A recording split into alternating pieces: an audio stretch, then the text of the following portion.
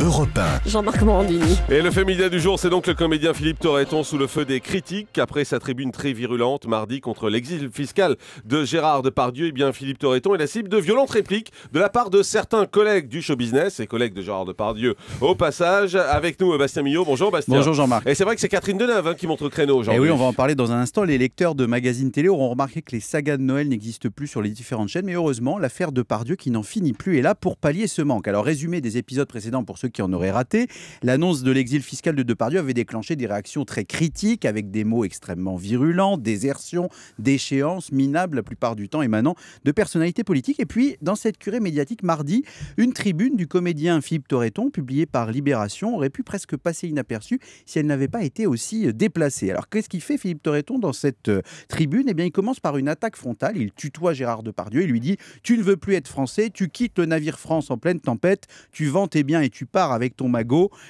dans un pays voisin aux cieux plus clément pour les riches comme toi. » On voit qu'ils ne vont pas passer Noël ensemble. Et évidemment, le problème, c'est que dans la tribune, il tombe rapidement dans le dérapage incontrôlé, voire vulgaire, en disant « Le problème, Gérard, c'est que tes sorties de route vont toujours dans le même fossé, celui du je pense qu'à ma gueule, du fric, du paix foireux et de la miction aérienne, celui des saillies ultralibérales. L'homme est devenu riche, mais sa fortune lui a pété à la gueule. » En tout cas, il y a un champ lexical que visiblement Philippe Torreton aime bien explorer. Ce qui est impressionnant quand même, c'est le nombre de réactions à cette tribune de Philippe Torreton. Oui, il y a eu une vraie contre-attaque médiatique qui est très intéressante à regarder en 3 temps avec 3 figures du cinéma français et 3 styles différents. Alors, première attaque, elle est venue de Brigitte Bardot avec un vrai rhabillage pour l'hiver.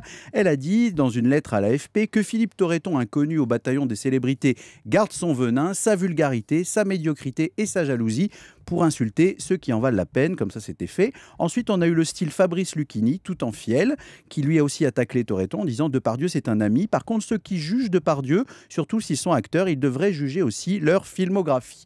Comme ça, c'était fait aussi. Ça, c'est fait. Et comme dans un duel, sur le même terrain, Libération, avec la même arme, la tribune, on voit arriver aujourd'hui Mademoiselle Catherine Deneuve, qui sort de son habituelle réserve médiatique pour prendre la plume. Elle est tout en classe, mais tout en force. Et qu'est-ce qu'elle dit à Philippe Torreton ?